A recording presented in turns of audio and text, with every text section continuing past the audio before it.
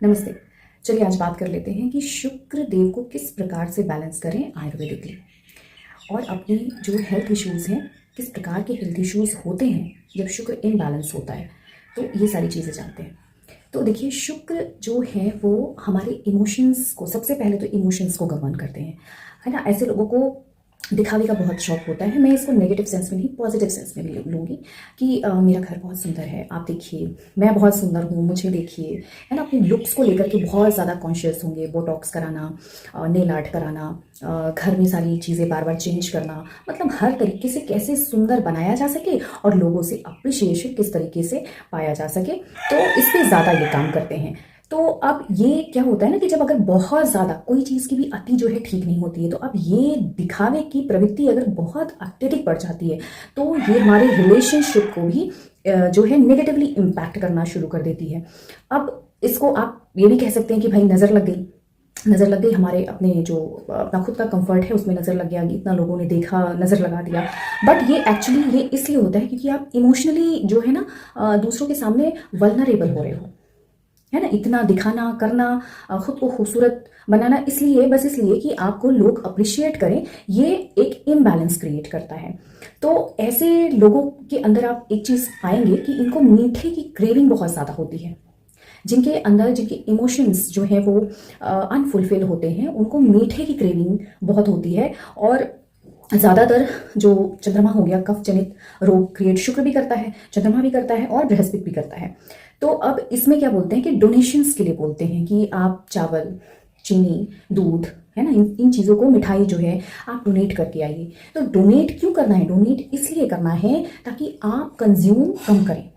हालांकि क्रेविंग बहुत ज़्यादा होगी, तो आप डोनेट भी करें, साथ ही इसकी कंज्यूम को जो है आप अपने लिए थोड़ा कम कर दें, और ना करें तो सबसे बेहतर होगा। ये शुक्र की बहुत ही अच्छी रेमेडी होगी।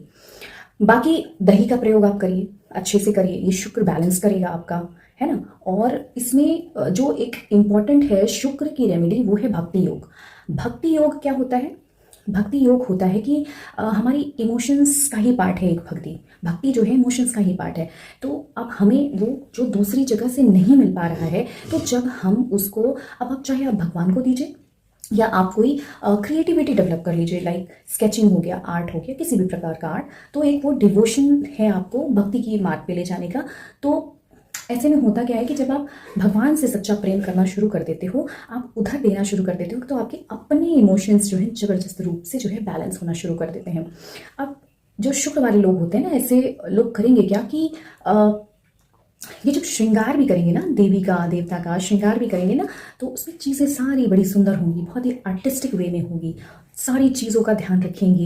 ये प्रसाद इस तरीके से भोग लगाना है, ऐसा कपड़ा भगवान को अर्पण करना है, और बड़ा सब कुछ एस्थेटिक वे में बड़ा सुंदर तरीके से सजा के सवार करके, बिल्कुल ना, ये शुक्र, अच्छे शुक्र की निशानी है। तो जब आप इस तरीके से भक्ति योग करना शुरू करते हैं, तो आपका अपना शुक्र बड़ा ही ज़बरदस्त तरीके से जो है अच्छा काम करना शुरू कर देता है। या आप क्रिएटिविटी को भी भक्ति योग का ही एक रूप माना गया है। चाहे आप स्केच करते हैं, चाहे आप वायलिन बजाते हैं, चाहे आप तबला बजाते हैं, कोई भी एक फॉर्म आर्ट का आपके इमोशंस को बैलेंस करने का काम करता है। अब क्या होता है ना, शुक्र जब डिसबैलेंस होता है तो आपकी बॉडी में हार्मोनल इम्बैलेंस भी देता है। अब हार्मोन जो हैं वो अगर हमारी बॉडी में इम्बैलेंस हो जाते हैं, तो कई तरीके की प्रॉब्लम हो सकती है।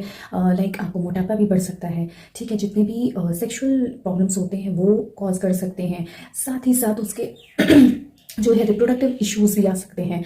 तो इसके लिए आपको ज़रूरी है कि थोड़ा जो कफ जनित फूड है अपनी बॉडी में, उसका इनटेक एक तो कम करना पड़ेगा, और दूसरा जो है इसका डोनेशन बढ़ाना होगा। और जितना हो सके आप जो अपना जो आप अभी अपने ऊपर ओवर इंडल्ज थे, आप भक्ति योग की तरफ जाइए, तो आपके शुक्र देव को ये बहुत ही खूबसूरत तरीके से बैलेंस करता है।